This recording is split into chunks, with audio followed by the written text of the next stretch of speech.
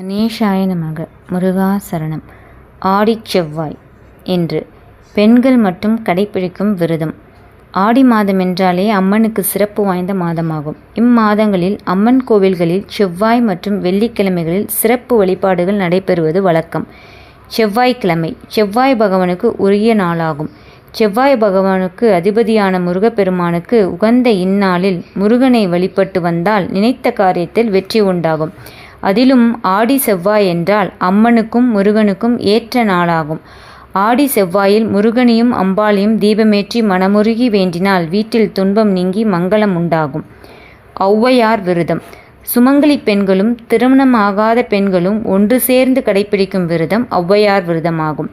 இவ்விரதம் ஆடி மாதம் மற்றும் தை மற்றும் மாசி மாத செவ்வாய்க்கிழமைகளில் கடைபிடிக்கப்படுகிறது. இவ்விரதம் அசந்தா ஆடியிலும் தப்புனா தையிலும் மறந்தா மாசியிலும் என்று சொல்லாடலுடன் குறிப்பிடப்படுகிறது. அதாவது தை மாதம் கடைபிடிக்க வேண்டிய இந்த விரதத்தை மறந்துவிட்டால் மாசி மாதத்திலும், மாசியில் மறந்து அசந்துவிட்டால் ஆடியிலும் கடைபிடிக்க வேண்டும் என்பது இதன் பொருள். ஔவையார் விரத முறை. இவ்விரதத்தின் போது இரவு 10:30 மணிக்கு மேல் அனைவரும் தூங்கிய பின் விரதமிருக்கும் பெண்கள் ஒரு வீட்டில் ஒன்று கூடுவார்கள். மூத்த சுமங்கலிகள் வழிகாட்டுதலின்படி இளம் பெண்கள் ஔவையார் விரதத்தை தொடங்குவார்கள்.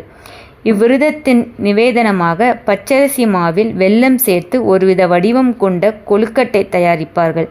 வழிபாட்டில் பயன்படுத்தப்படும் கொழுக்கட்டையை ஔவையார் கொழுக்கட்டை என சொல்வார்கள். அன்றைய தினம் செய்யும் நிவேதனங்கள் எதிலும் உப்பு சேர்க்க மாட்டார்கள். ஔவையார் அம்மனை நினைத்து விளக்கேற்றி பூஜை செய்து வழிபாடு செய்வார்கள். அதன்பின் ஔவையாரின் கதையை ஒருவர் சொல்ல அனைவரும் அதை கேட்பார்கள். இறுதியாக பெண்களே விரத நிவேதனங்கள் அனைத்தையும் உண்பார்கள். இவ்விரதத்தில் ஆண்கள் கலந்து கொள்ள அனுமதிப்பதில்லை. ஆடி செவ்வாயின் சிறப்பு. பெண்கள் ஆடி செவ்வாய்க்கிழமைகளில் எண்ணெய் தேய்த்து மஞ்சள் பூசி குளித்து விரதமிருந்து அம்மனை வழிபட்டால் மாங்கல்ய பாக்கியம் கூடும் என்று நம்புகின்றனர். செவ்வாய்க்கிழமைகளில் அம்பாளை வழிபட்டு மங்கள கௌரி விரதம் கடைபிடிப்பதாலும் விசேஷ பலன்கள் கைகூடும். ஆடி செவ்வாய்க்கிழமைகளில் அன்னதானம் செய்தால் பிற நாட்களில் செய்வதை விட அதிக பலன் கிடைக்கும் என்பது நம்பிக்கை. ஆடி செவ்வாய் விரதம் துர்க்கைக்கும் முருகனுக்குரிய விரதமாகும். செவ்வாய்க்கிழமைகளில் ராகு காலத்தில் துர்க்கையை பூஜிப்பது விசேஷமானது. பத்ரகாளி ராகுவாக அவதாரம் செய்தால் என்பர். செவ்வாய் தோஷத்திலும் நாகதோஷத்திலும் திருமணம் தடைபெற்றவர்கள், குழந்தை பாக்கியம் இல்லாதவர்கள் செவ்வாய்க்கிழமைகளில் ராகுகால பூஜையில் பங்கு பெறுவது நலம். ஆடி செவ்வாய்க்கிழமைகளில் மட்டுமின்றி பொதுவாக செவ்வாய்க்கிழமைகளில் முருகப்பெருமானுக்கு விரதம் கடைபிடிப்பது நல்லது. செவ்வாய் ஸ்லோகம். சிறப்புற மணியே செவ்வாய் தேவ குறைவில்லா அருள்வாய் குணமுடன் வாழ மங்களச் செவ்வாய் மலரடி போற்றி. அங்காரகனே அவதிகள் நீக்கு. செவ்வாய் காயத்ரி மந்திரம்.